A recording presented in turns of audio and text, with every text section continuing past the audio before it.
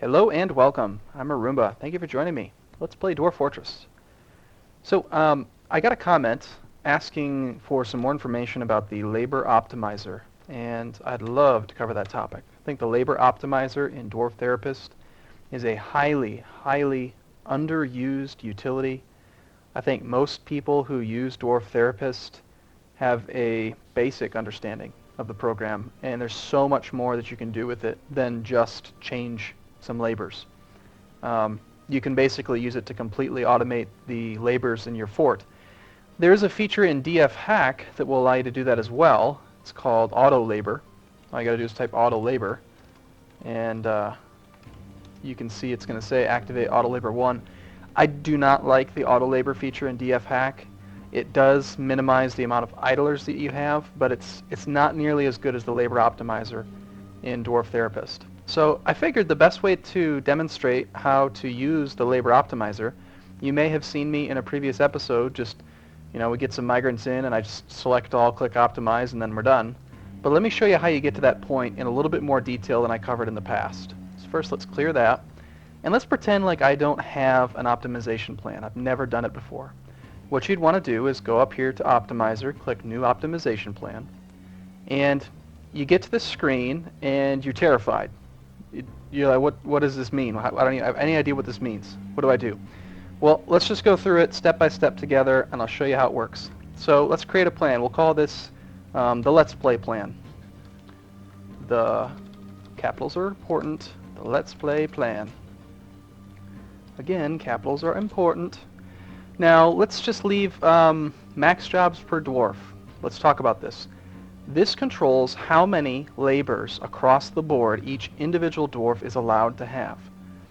This number should be low, because if you have it at 20, each dwarf is going to do everything, which means they're not going to specialize, they're not going to get ranked or skilled very highly in any particular area, and they're going to end up just being kind of meh.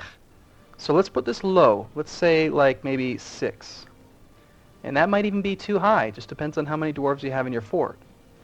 Auto assign haulers, okay? You usually want to leave that on. And what this does is that you choose a number, and if I hover over it, you can see this tooltip pop up. It says, after optimization, any dwarf with less than this % of the jobs per dwarf will be assigned as a hauler.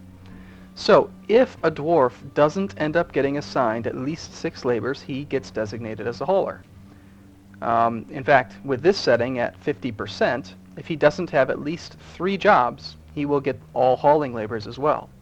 So I'm going to put this a little bit higher. I like to have excess haulers. I like things to get moved around quickly, and I don't really have too big of an issue getting people to focus on what they're supposed to do, like digging and cutting down trees and making food and those things. So let's have I want to have a lot of people hauling if they aren't doing all their jobs. And then % total jobs.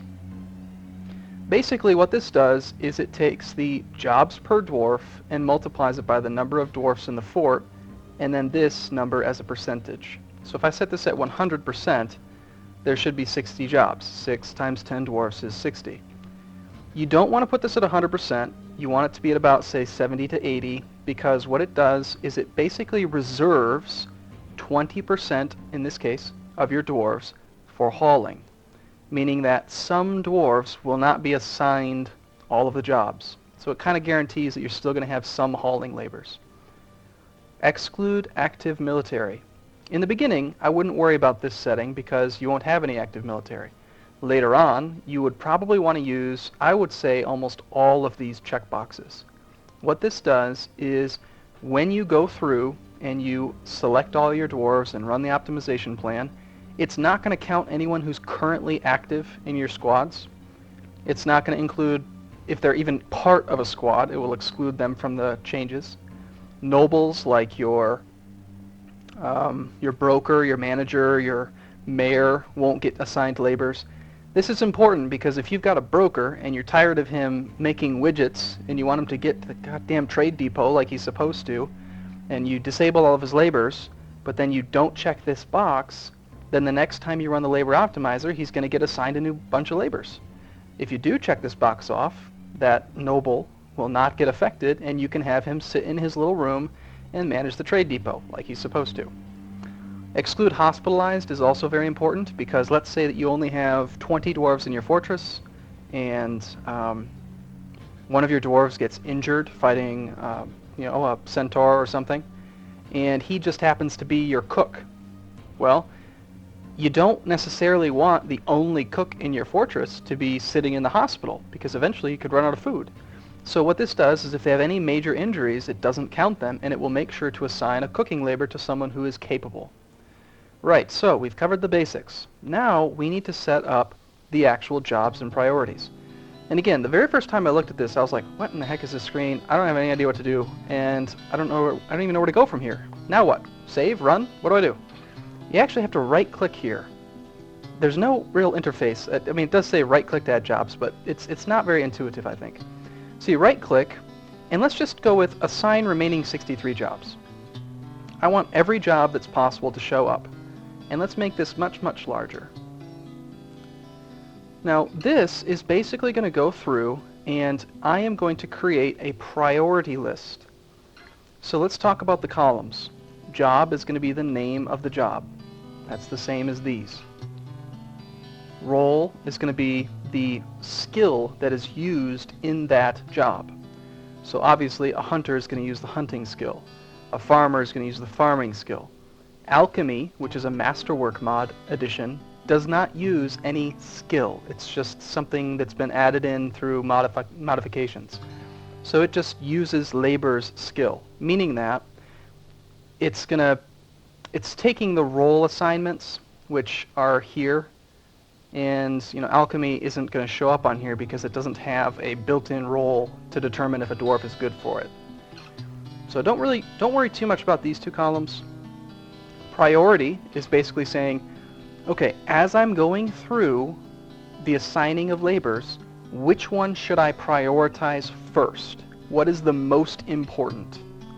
So it basically goes through and it does a pass. It does one pass through all the dwarves and says, okay, I need to find a miner. Who's the best miner? You. Got it. Okay, next. One priority level down. Who's going to be the next, now I need a farmer. Okay, who's the best farmer? You. And it's going to go through and you tell it what order to do that in based on how you assign the priorities. Ratio is going to be the relative number of dwarves that are going to do this job compared to all other jobs. So if I just leave it with a ratio of 1 on everything, then we're going to have a perfectly balanced mix of dwarves. We're going to have the exact same amount of spinners as we will milkers, as we will wood burners. And this worker count column is showing you how many labors are going to get assigned based on these priorities and these ratios and the current number of dwarves in the fort. You can even run this test optimize button to see what it would do. So I've just ran it. I'm not going to commit the changes, but if we look, we can see that it has basically gone through, and of these 10 dwarves, it's ended up with 2 miners, 2 carpenters, 2 crossbow makers. Basically everyone ended up getting 1, but notice how, it didn't give any hauling labors. Well, how come? Well, the reason why is that, unfortunately, with these settings, most dwarves do end up with 6 jobs, right? 1, 2, 3, 4, 5, 6, 7, 8 jobs. So he's not allowed to be a hauler because he's got more than the max jobs per dwarf. If we were to go through and look at them all, actually we could probably sort like this. Let's sort by total assigned labors. And actually I would have to commit the changes before that'd work. So that is basically how you establish it. Now, I'm not going to go through and actually modify this set. What I'm going to do now is I will save this, and I'm going to pull up my other optimization. First try. This is the one that I actually made. So what I did is I went through, and here's the settings that I use. 8 max jobs per dwarf. Auto-assign labors. If they don't have at least 8 jobs, give them, they're a hauler. I want 80% of my jobs to be calculated, 20% left over. I exclude all these things. And then I went through and I put the priorities where I thought. So for instance, I think farming is more important than surgery. I think mining is very important. I think that certain things like, say, fishing I really don't want very many people doing that. So I went through, and fishing is only at 0.4. And then also this ratio number is very important. Notice how ratio is at 0.01 and spinning is at 20. What this does is it makes it so that I'm not going to get a fisher for a very, very long time. I have to have probably about 100 dwarves before someone is going to get assigned the fishing labor. If I run test optimize on this group, I've got to select them all first and test, that's a tricky word for me to say for some reason. Test optimize. I can see that it goes through, and I don't end up with any fishers. I do end up with extra miners. I end up with a balanced level of these, and yeah. So you can tweak it. In the beginning, when you only have a couple of dwarves, you're probably not really going to get exactly what you're looking for from your optimizer. It usually works better with bigger forts, but it makes it automatic, so you don't have to go through and actually look at the roll screen and see, okay, who would be a good miner?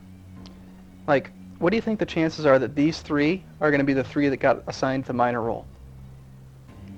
The answer is that it's almost 100% because I put miner at the top priority. So let's look. Segun, are you a miner? Yes. Let's look and see if Mesthos is a miner. He is. How about Atis? Are you a miner? Yes, you are. So because I had that mining setting at the very high priority, the people who are best suited to become miners got that miner position first. So I don't want my dwarf that would be really good at mining getting assigned spinning or something dumb. I want him to be doing what he'd be really good at, and to me, mining is very important. So that's essentially how it works. I had just run the optimizer, I think, recently, so I'm not going to actually commit those changes. I think I had 2 dwarves that were being lazy, so that's essentially how it works. And yeah, so let's get back to playing. Let's see, where did we leave things off? I've already forgotten. Oh yeah, we were making a magma floor. It'd be great to get that done this video. Looks like that's almost complete. Bedrooms are almost built out. Got 2 floors of bedrooms. We still have that, man, we don't really have a booze crisis, but it's not looking that great. And I can't remember if my bedrooms have a, no, they don't have a chair or anything. Let's do this. I'm going to create 1 dining set, and I'm going to use a stone dining set to establish a couple of desks so I can get my nobles appointed and get them to work. I would like to get my manager in preparation for having over 20 dwarves, where you do need a manager, and also I'd like to get a bookkeeper counting stocks and those types of things. So, all right, let's let the game go.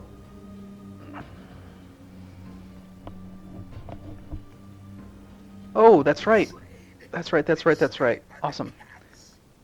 Okay, so a cat apparently found a kobold thief named J Lost Tree Bus.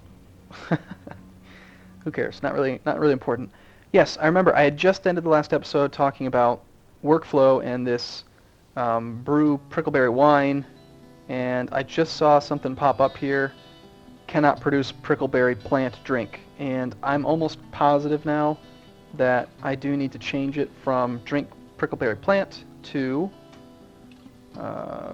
item type, select drink, and P plant and prickle, and I do want to track prickleberry wine. I don't know why that didn't make sense to me earlier, but it makes perfect sense to me now. Let's set the range 50 to 100, and then say yes, create. There we go. See, it pops up right away. We've got 14 prickleberry wine. The material here, in this case, the item is a drink, and this is the material it's made out of. So it's kind of, I don't know, it just seems kind of backwards to me that how like on some items, wood becomes barrels. Here, prickleberry wine becomes drink, kind of, but really the drink is a type of prickleberry wine. So anyway, I'm going to remove this one. So let's press capital X. And we should be good to go on producing prickleberry wine. I hear combat. The Mastiff is fighting. Alright, how are you doing, Mastiff? This Mastiff is brutal! Alright, so you can see down here the announcement date. So this is when this report happened, and it's currently the 16th, so this is very recent. So within the last, like, 10 seconds of the game. The stray Mastiff scratches the kobold thief in the left cheek, bruising it through the small silk cloak. Stray Mastiff bites the kobold thief in the torso, shakes the kobold thief around by the torso, and the severed part sails off in an arc. Now that, on its own, is kind of terrifying, right? But apparently the kobold's not dead yet. Now he bites him in the head, tearing the muscle and denting the skull. The kobold thief looks sick. He's knocked unconscious. The stray Mastiff then shakes the kobold around by the head, and the severed part flies off in an arc. So picture it. He pounces on the kobold, bites him in the chest, rips his body in half. The top half of the kobold is still alive, but throwing up and unconscious. He bites the top half of the kobold in the head and rips its head off. That is brutal. So, good job. Good Mastiff. And someone's dragging the Mastiff back to his guard post spot. So this is one of the reasons why I do like to bring a breeding pair of Mastiffs, even though they're very expensive, 126 points. Compared to a regular dog, they're just massive. This is a medium-sized animal, and this is a huge dog, heavier than a dwarf. They're terrifying. And I don't even think they've been trained yet. Are they? Let me check. No, they've not been yet trained. This is they're just still regular old dogs. So, someone should train them eventually, when they're not busy. And let's make sure we're coming along well. Yes, we've kind of averted the drink issue. We've got some meat. Cat is getting slaughtered. Did somebody make that dining room set for me? Yeah, they're working on it right now. Stopping wheelbarrows.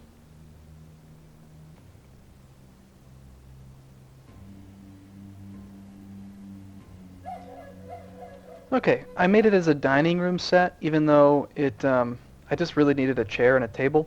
A dining room set is 4 chairs and 4 tables. So I'm going to now build chair, and I'm going to build them right out here. I don't really care where at this point. I just need to get some work done. And we'll build tables in the center. I could use this as a mini dining room, but I'm going to make these into small rooms so that I can just give my managers and bookkeeper and all that just a spot to work. I could have them work out of the dining room, but I don't want to do that because there's a lot of different items in this room, and it'd be easy for me to forget which room or which one I actually created as their table. So I'll just use these as a temporary spot for them. Now it is almost winter, so I'd say there's a very good chance we're going to get our first caravan soon.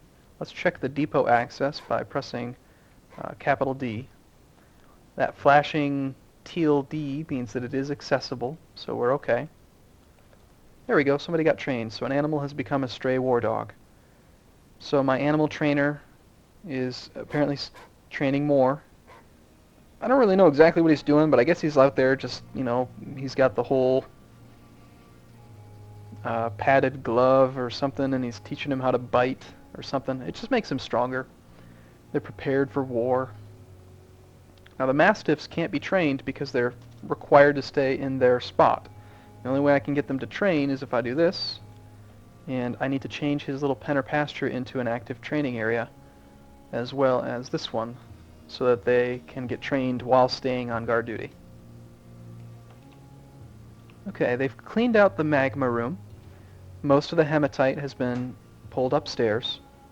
We've got quite a few idlers, more than we should, really. 30% of the fort is being lazy right now. Let's see why. It's the miners, and they're not allowed to mine, or they're not allowed to haul.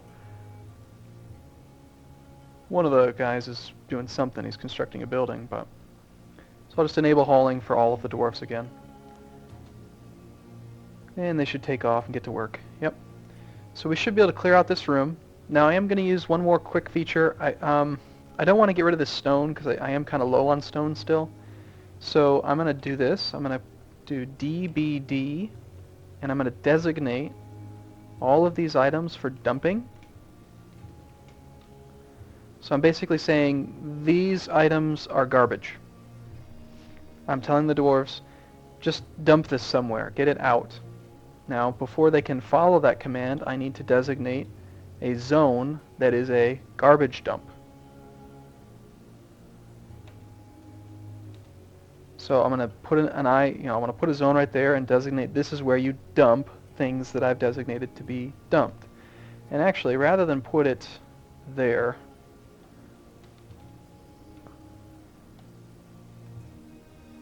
let's put it just barely up this level.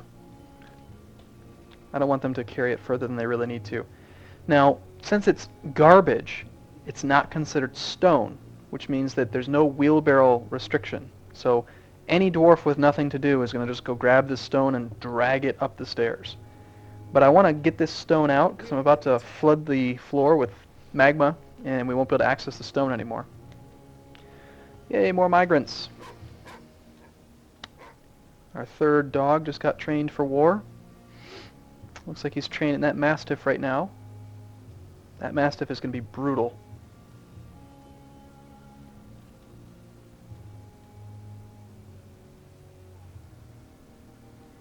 Now, in general, an animal that is not pastured is going to want to follow its owner or its trainer if it can. If it doesn't have either of those, it'll congregate in a meeting area.